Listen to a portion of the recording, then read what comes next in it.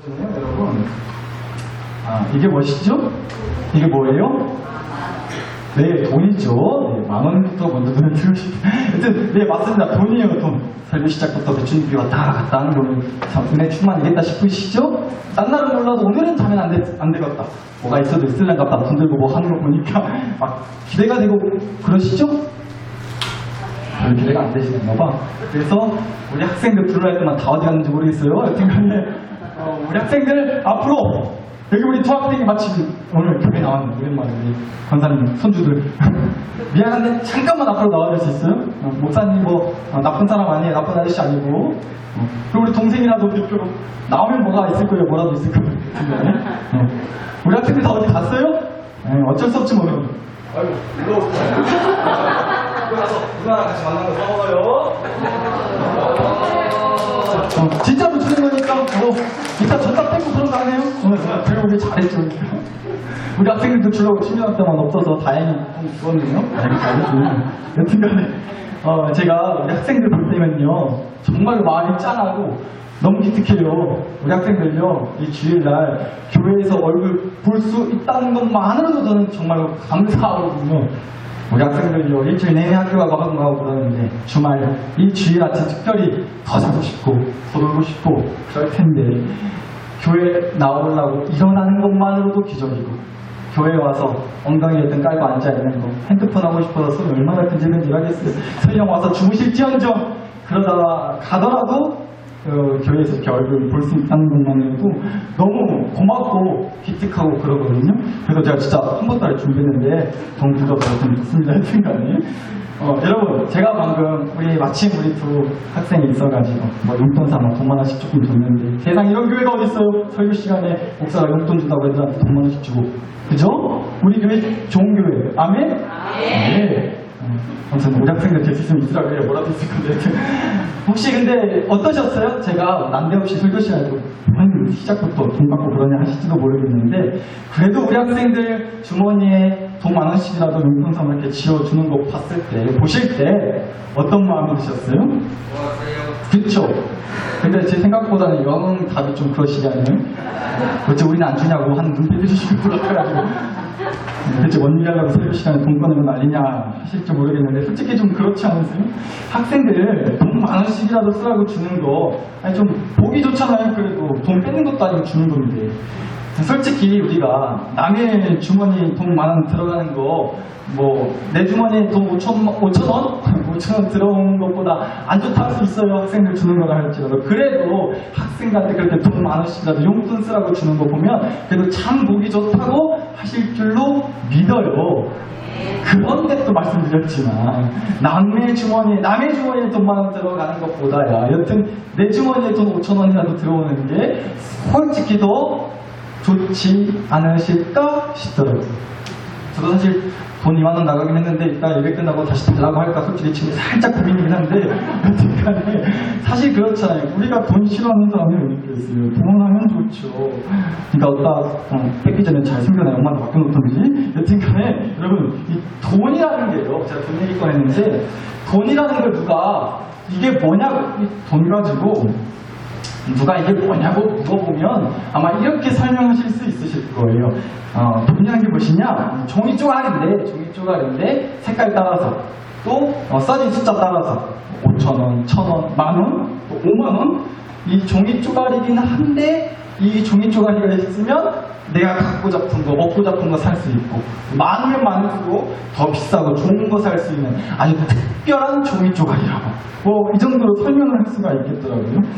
근데 여러분 우리가 이렇게 돈에 대한 설명을 하고 또 듣는다고 해서요 그럼 그 돈이라는 게 정말로 좋은 거구만 이라고 생각을 할까요?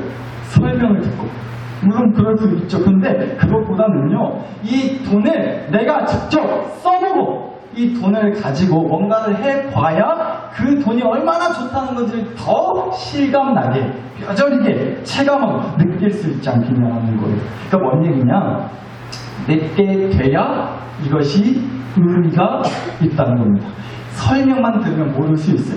와닿지 않을 수 있어요. 그게 정말로 맞는 것인지 아닌지 잘 모를 수 있다고요. 그런데 그게 내게 되면 내가 써보면 내 이야기가 되면 의미가 있고 가치가 있게 된다는 거죠. 뭔 말인지 아시겠어요? 그러니까 이런 거예요. 아예 그 고창의 냉면집이 희똥차게 맛나다고 냉면 진짜 잘한다고 다른 집이랑 다르게 냉면 육수가 아주 기가 막혀요. 육수가 보통 육수랑 다르게 아주 깊은 맛이 나고 면도 얼마나 탱탱한지 모른다고. 그 집은 어서 면을 사오는 게 아니고 직접 거기서 면 반죽하고 막 직접 볶고 면부터가 때깔이 다르다. 맛이 아주 그냥 희똥차다고. 나도 누가 그렇게 냉면집이 맛있다고 잘한다고 설명을 해줘봤자 그 냉면이 나한테 무슨 의미가 있겠어요. 만나다고 말만 떠들지 말고 나 데리고 가서 냉면 하나라도 사주면서 그 얘기하면 그래서 내가 먹어보면 아 정말로 이 집이 냉면 잘하는 집이라고 하는 나름의 의미와 가치가 생기게 된다는 거예요. 바로 그 얘기라는 거죠. 그러니까 여러분 오늘 이 얘기를 하려고 하는 건데 한마디로 이거예요. 오늘 설교의 핵심입니다. 이것만 들으시면 설교 더 맞아 안 들으셔도 되긴 해요. 그렇다고 주무실 생각은 하지 마시고 오늘 설교의 핵심이 되는 한마디 아주 중요한 한마디예요. 한번 죄송한데 따라서 해주시면 감사하겠습니다. 설명보다 의미가 중요하다. 뭐가 중요해요? 설명보다 뭐가? 의미가 중요하다는 거예요. 설명보다는 의미가 더 중요하다는 겁니다. 100마디, 1000마디, 100마디, 1000마디 설명보다요. 그것이 나한테 어떤 의미가 있느냐, 나한테 무엇에 무언가 의미가 있고 가치가 있는 것이냐, 이게 더 중요하다는 거예요. 설명보다 나한테 의미가 있는 이게 중요하다. 오늘 주신 말씀을 보니까 이런 얘기가 나오는데요. 이스라엘 나라의 첫 번째 왕이 누구였어요? 모르셔도 돼요. 어차피 말씀드릴 거니까. 사울이요, 사울. 사울이라고 하는 왕이 있었는데 이 왕이요. 처음에는 아주 그냥 하나님 말씀 잘 따르고 괜찮았어요. 그런데 이제 조금가 시간이 지나고 어쨌든 딱선을 타기 시작하더니만 하나님 말씀 안 듣고요. 지 마음대로 하는 거예요. 그래서 하나님이 안 되겠다. 야, 다른 사람을 왕으로 세워야 되겠다. 그러셔가지고 이스라엘 나라의 두 번째 왕으로 누구를 세우시게 되죠? 모르셔도 돼요. 이것도 말씀드려요. 다윗이요, 다윗. 골리앗 있잖아요, 골리앗. 그 멧돼지 같은 놈. 때려 죽인 놈. 때려 눕혔던 그 사람이요. 그 유명한 다윗이 이스라엘 나라의 두 번째 왕으로 세워지게 됐잖아요. 여튼 그렇게 다윗을요, 하나님이 이스라엘 나라의 두 번째 왕으로 점 찍어 놓으시고는요, 다윗 머리 위에다가 기름을 부어주셨어요. 한번 볼까요? 말씀 사무엘상 16장 13절입니다. 사무엘이 기름불병을 가져다가 그의 형제 중에서 그에게 다윗에게 부었더니 이날 이후로 다윗이 여호와의 영에게 크게 감동되리라 라고 합니다. 기름을 부었다는 것은 쉽게 말해서 하나님이 침 발라놓으셨다는 거예요. 정찍으셨다는 거예요. 택하신 거라고요. 그리고 나서요, 이날 이후로 기름 부음 받은 이후로 다윗이요, 하나님의 영, 여호와의 영에게 크게 감동이 됐다고 하잖아요. 근데 그래서 였겠지만 당연히 그 이후로 다윗이 아주 잘 나갔습니다. 이 기름 부음을 받고 나서요, 다윗이 그 다음에 골리앗이랑 맞짱붙어 있었어요. 또 그 덕에 사울 왕한테 이쁨을 받고 사울 딸이랑 결혼해서 사울의 사위로도 들어가요. 왕의 사위까지 됐다고. 그러니까 그야말로 인생이 잘 풀리게 된 거죠. 아주 잘 나갔단 말이에요. 그런데 사람들 사이에서 이제 점점 날이 갈수록 이제 그 다윗의 인기가 너무 높아지니까 이 사울 왕이 질투가 나기 시작했어요. 그래서 안 되겠다고 이 사울 왕이야 다윗을 잡아 죽여야 쓰겠다고 해서 다윗이요 사울 왕한테서 도망친 세월이 무려 13년이었어요. 13년. 여러분 올해가 몇 년도예요? 까먹었어요 벌써? 2022년이잖아요. 13년 지나면 몇 년도예요? 2035년이에요. 지나지 않아요? 13년이라는 그 시간이 그렇게 생각하니까 굉장히 좀 와닿지 않으세요? 남학생들이 없어가지고 축하해 주려고 했는데 이제 얼마 안 남았거든요. 우리 집사님 아들들 얼마 안 있으면 군대 가요. 군대 보내버릴 수가 있어요. 우리 학생들이 들었으면 아마 저기 했다고 뭐라 했을 텐데 만약에 우리 아들내미 군대 보냈는데 군대 가서 13년 내에 또 온다고 생각해보세요. 할렐루야죠. 네. 거기서 먹여주고 재워주고 얼마나 좋아요. 아유 그래도 13년 군대 생활한다고 생각해보세요. 뭐 직업군인으로 막 그렇게 하는 거 말고 끌려가는 군대를 14년씩이나 갔다 온다고 생각해보자고요. 끔찍하지 않겠네요. 우리 여자 선생님들 임신해가지고 13년을 배가 불러있다 생각해보세요. 그것도 쌍둥이 13년 이런 13년 끔찍하지 않으세요? 요즘같이 더운 여름에는 내 몸 하나도 내 몸뚱아리 하나도 강수하기 힘들어 죽겠는데 13년을 배불러서 어찌 그렇게 살아요? 그저 저는 그 고통을 안 겪어봐서 차마 말씀을 어떻게 표현을 못하겠는데 끔찍할 것 같아요. 그러니까요, 13년이라는 세월이 절대 짧은 시간이 아니란 말이에요. 그런데 그 13년의 세월을 무려 다윗이요 사울왕한테서 도망치며 당했다는 거예요. 오늘 주신 말씀의 앞장 23장 25절 26절 한번 볼게요. 23장 25절 26절 사울과 그의 사람들이 찾으러 온 것을 어떤 사람이 다윗에게 아뢰매 이에 다윗이 바위로 내려가 마온 황무지에 있더니 사울이 꼭 또 그걸 듣고 마온 황무지로 다윗을 따라가더니 쫓아가서는요 26절 사울이 산 이쪽으로 가매 다윗과 그의 사람들은 산 저쪽으로 가며 다윗이 사울을 뭐해요?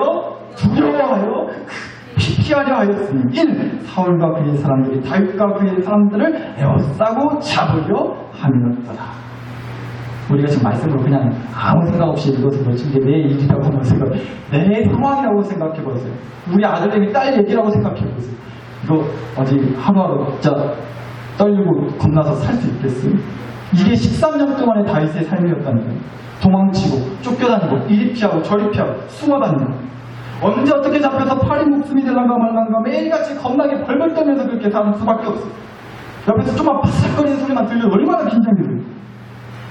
어디 남편이 잠을 잘 수 있었겠냐고. 남편이 밥을 먹고 똥을 싸겠어요. 하루하루가 긴장 생기지 않았겠냐고. 술을 마셨겠죠. 사는 게 살아도 사는 게 아닌 거예요. 그런데 이게 다 뭘 받고 나서 벌어지는 일이었다고요? 다윗이 하나님한테서 뭐 받고 나서? 기름 부음 받고 나서 여호와의 영이 크게 감동되고 나서 벌어지는 일. 그러니까 뭐예요? 하나님한테 선택받으면 그날로 어찌든가 고생길을 권하는 거구나. 못해도 한 13년을 죽었다 생각해야 되는 거구나. 그죠? 그렇잖아요. 이런데도 혹시 여러분 다윗처럼 기름 부음 받고 싶은 마음 드세요? 머리에 기름 좀 왕창 부어드릴까요? 요새 기름값도 겁나게 비싸던데 웅팡 머리에 그냥 기름 좀 부어드려요? 땡기세요? 원하시냐고요? 그러고 싶으세요? 그럼 마음에 드세요? 그러니까 이게 진짜 이 얘기 듣고 보면요 이게 설명이 안 되는 거예요. 설명이 이 다윗의 꼬라지를 보면 하나님이 기름을 부어주시고 하나님의 영에 크게 감동되게 해주셨다. 하나님이 거 침발라 주셨다 하는 것이 당연히 좋은 건 줄 알았는데 어째 보면 볼수록 괜히 잘못 엮였는 것 같다 이거. 하나 좋은 거 없더라고. 그런 마음이 대체 이러려면 모두로 기름 부으셨냐고 모두로 나를 택하셨냐고 설명이 안 된다고 그랬습니다. 쉽게 말해서 이해가 안 되는 거죠. 납득이 안 되는 거예요. 이거 정말 좋은 거 맞냐고. 하나님의 택함을 받고 세움을 받는다는 것이 진짜 좋은 거 맞냐고. 이해가 되지 않고 납득이 안 돼요. 사울 왕도 왕 되기 전에 기름 부음 받았다고 설명을 분명히 다윗이 들었을 텐데 이런 거였냐고. 들었던 설명을 따라 기대했었는데 그래서 받아들이고 싶은 마음이 그 기름 부음을 받고 택함을 받았다는 사실을 마음속에 인정하고 믿음으로 기대하며 소망하고 싶은 마음 다윗 안에 대법해요. 이거 솔직히 우리가 이거 봤을 때 저는 그렇지 않아 보인다는 거죠. 그런데 한번 보자고요. 오늘 주신 말씀. 다윗이 그렇게 사울 왕한테서 도망치다가요. 어느 동굴에 숨어 들어갔는데 마침 또 사울 왕이 그 동굴 안으로 따라 들어온 거예요. 근데 사울 왕은 다윗이 그 동굴 안에 숨어 있었다는 것을 모르고 있었어요. 그런데 그 동굴 안에 들어왔죠. 근데 사울 왕이 뭐더러 동굴에 들어왔느냐. 24장 3절입니다. 3절. 굴이 있는지라 동굴이 있는지라 사울이 뒤를 보러 들어가니라. 다윗과 그의 사람들이 그 동굴 깊은 곳에 있더니 라고 나와요. 사울이 뭐를 보러 들어갔다고요? 뒤를 보러 동굴에 들어갔다고 나와요. 쉽게 말해서 이 얘기예요. 뒤를 보러 갔다는 건요 똥누르라고 합니다. 저렇게 똥똥거려서 찍었는데 이 말씀이 진짜 그런 뜻이에요. 뒤를 보러 들어갔다는 말이요 똥누러 갔다는 뜻이라고. 여튼 그렇게 이제 사울 왕이 이제 볼일을 보고 있었는데 마침 그 동굴 안에 다윗이 숨어 있었다 없었다? 있었다고요. 그러니까 뭐야 이거? 자기 잡아 죽이겠다고 그렇게 쫓아다니는 사울 왕을 그 왼수 같은 인간을 오히려 다윗이 잡아 죽일 수 있는 절호의 찬스가 생긴 거죠.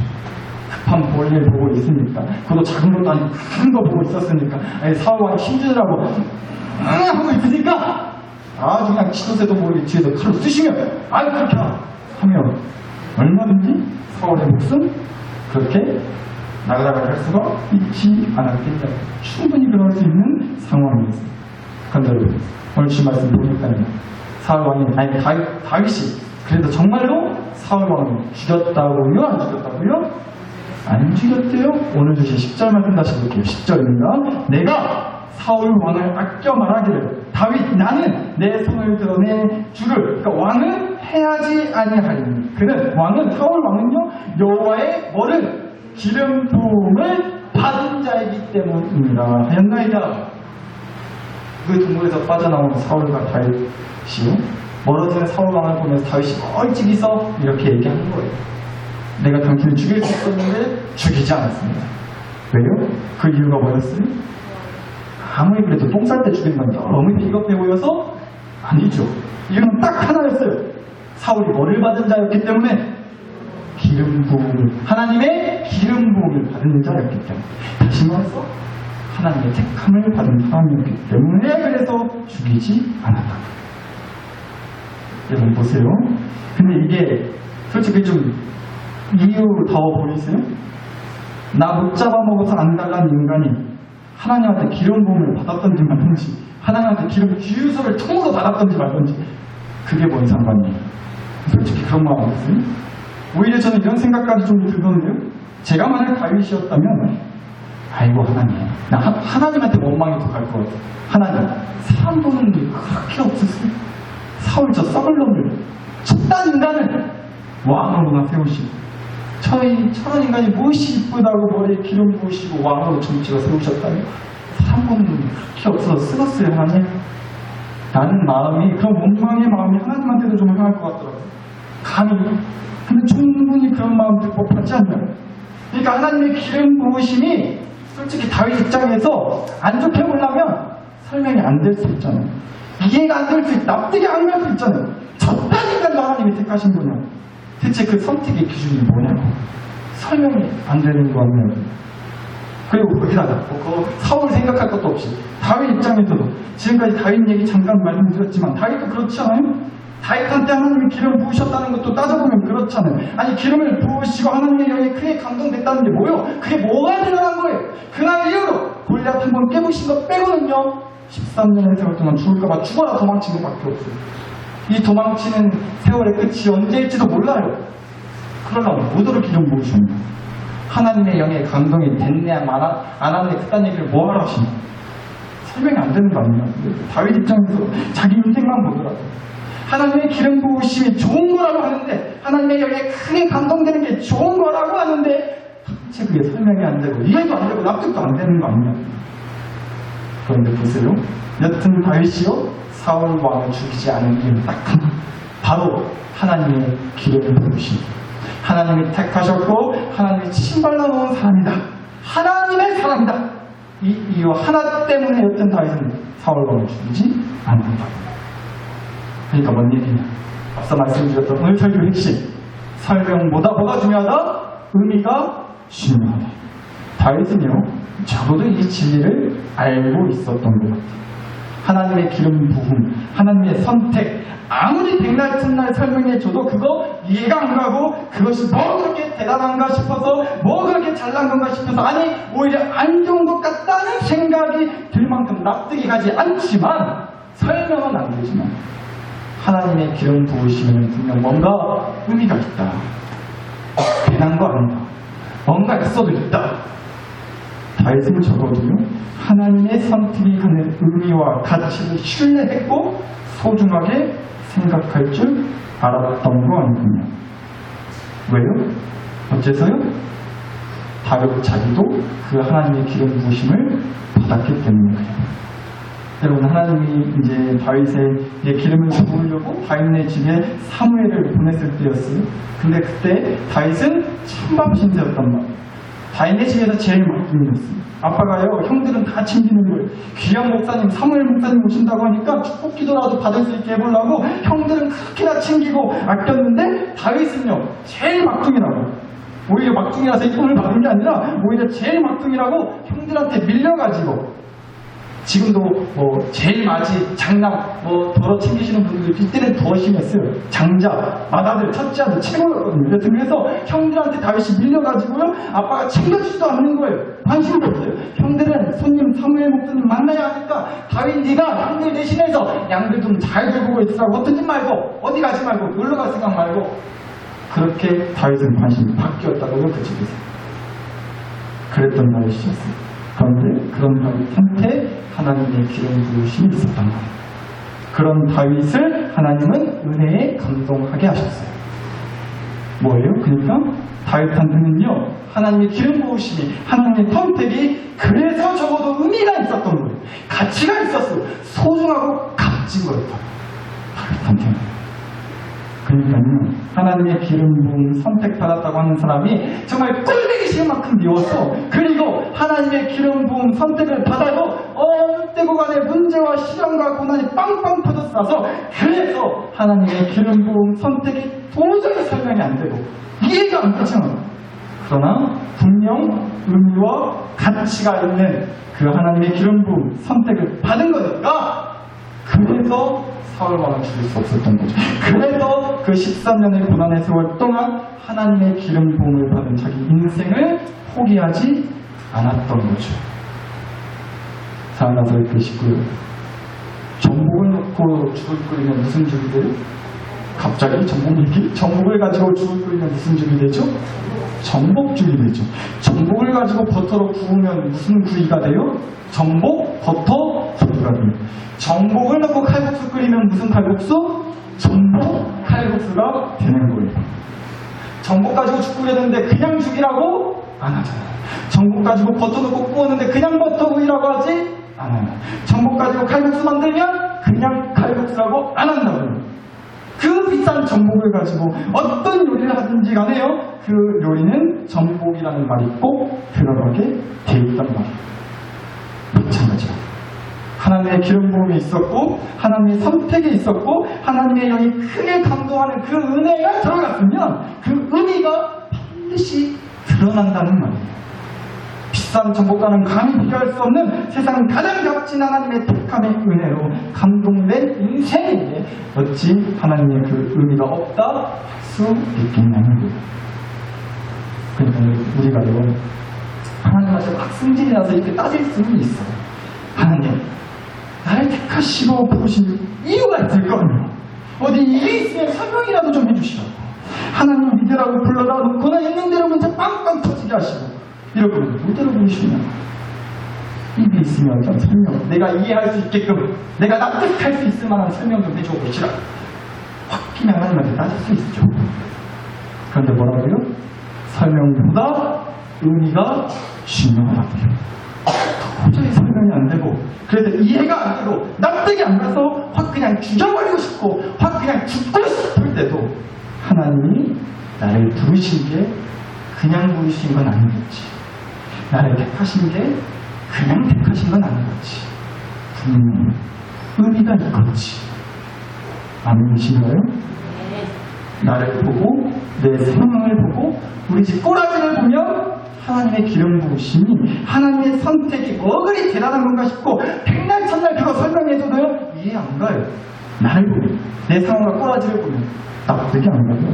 그러나 하나님을 바라보면 하나님의 기름 부으심 그 선택의 은혜가 분명 어떤 의미와 가치가 있을 거라고 기대가 될 거라고 저는 믿습니다. 그렇게 살아갈 수 있었으면 좋겠어요. 그래서 오늘은 특별히 설교를 마무리하면서 여러분과 함께 기도하기 전에 찬송 한 곡 올려드리면서 좀 마무리하고 싶은 마음이 들어가지고요. 우리 이 찬송 함께 올려드렸으면 좋겠어요. 복음성가 책 다 챙기셨죠? 복음성가 600장 한번 펴보십시오. 익숙하신 찬송이실 것 같아요. 복음성가 600장입니다. 나의 안에 거하라. 반주해 주시고요. 복음성가 600장 앞에 화면에도 가서 나옵니다. 우리 이 찬송 올려드리면서 설교를 마무리하고 함께 기도하는 시간 가졌으면 좋겠습니다. 가사 한번 잘 생각하시면서 마음에 깊이 새기시면서 여러분 자신을 향한 하나님의 음성으로 믿고 한번 찬송 올려주셨으면 좋겠습니다. 복음성 600장입니다.